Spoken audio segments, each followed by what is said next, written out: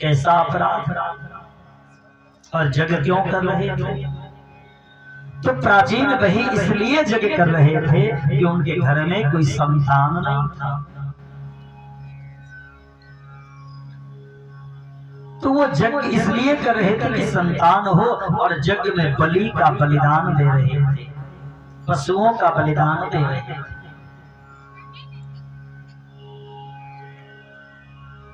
उसी समय नारद जी आए, ब्राह्मण से पूछे कि जग में देवतागण क्यों नहीं आ रहे हैं? तो विप्रगण आचार्यगण जो थे वो कहे कि आप एक बार गौ माता को जल पीने से मना कर दिए थे, अपने दूतों के द्वारा डंडा मारकर भगा दिए थे, इसलिए गौ माता श्राप दी है कि जिस प्रकार मुझे जल से वंचित किया गया है उस प्रकार तुम्हारे परिवार में भी कोई जल देने वाला नहीं होगा।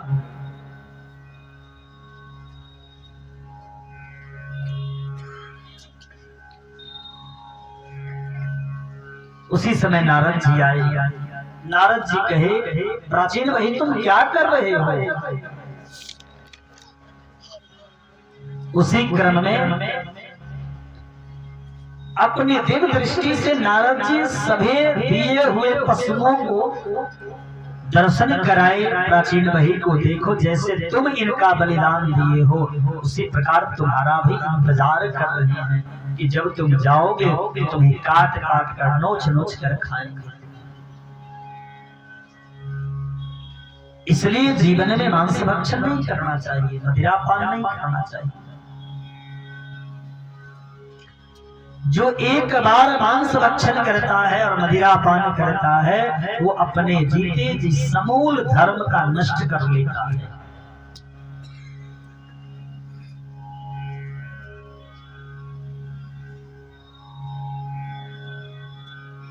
अब तो नारद जी के शरणागति हो गए। प्राचीन वही कहे, सरकार हमसे बहुत बड़ा अपराध हो गया, इसका उपाय क्या है?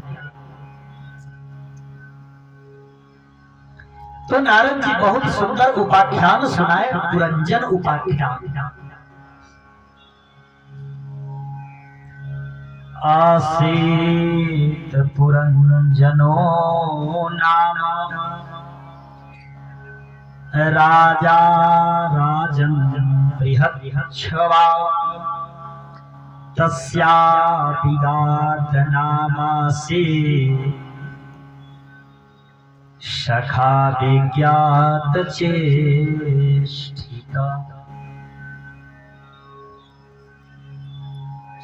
एक बार पुरंजन अपने जीवन में अविज्ञात सखा के लेकर साथ में ले लिया और किसी सुंदर नगर में चला गया, तलाश करके चला गया।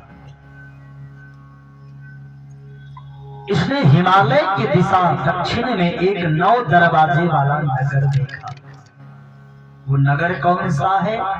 गीता में लिखे हैं नव द्वारे पुरोदेहि। ये 9 दरवाजा का जो नगर है वो हमारा शरीर है।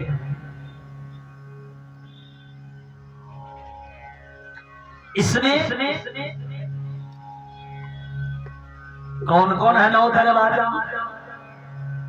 2 कान है, 2 आंख है, 2 नासिका का छिद्र है, 1 मुख है, तथा उपाज्य इंद्रिय नाम को जीव ने शरीर रूपी नगर में प्रवेश किया।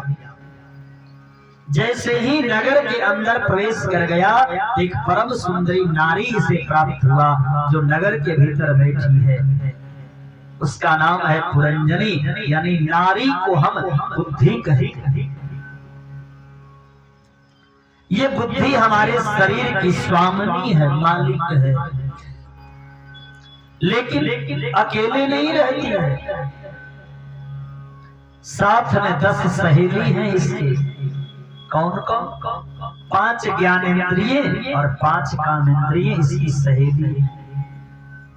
नगर के अंदर गया, डंडा लेकर बैठा हुआ 5 फन वाला नाग जो इसकी सुरक्षा करता है, प्राण आपान उदान व्यान और समान।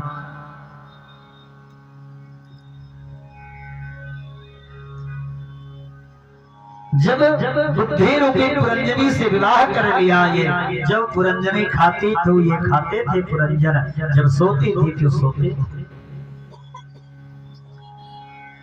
पुरंजन नाम का जीव नगर में वास कर रहा था। रात्रि में नगर के रहने वाले सब लोग सो जाते हैं, पर इस नगर का जो प्रधान द्वार है, इस पर 5 फन वाला नाग कभी सोता नहीं है, वो जगा रहता है। उसी क्रम में एक दिन बिना बताए पुरंजन कहीं चले गए। पुरंजनी नाराज हो गई और इसके द्वारा 1100 पुत्र हुए और इसके 110 कन्याएं हुई।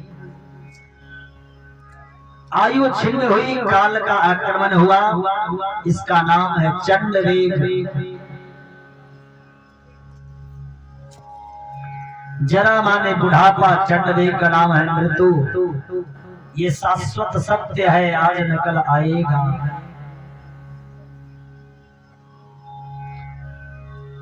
अब यहाँ पर अभिज्ञात ने समझाया, मित्र आत्मा विदृढ़ मत करो, जो सत्य है वो होना है, जो इस संसार में आया है वो जाएगा।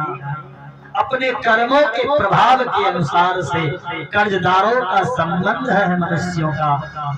जिसका जितना दिन का जिसके पास कर्ज रहेगा वो आएगा, उसके यहाँ रहेगा और पुनः चला जाएगा। कर्म प्रधान विश्व करि राख, जो जस कराई तस फल चाख।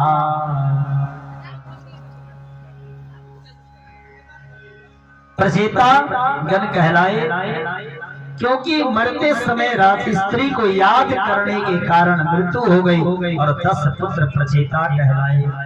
प्रचेता एक दिन जा रहे थे तो मार्ग में नारद जी मिल गए, उनको ज्ञान का उपदेश किया। बंधुओं, इसी के साथ अब हम चतुर्थ स्कंद गोविंद के चरणों में समर्पित करते हैं। जिस देश में जिस भेष में परिदेश में रहो,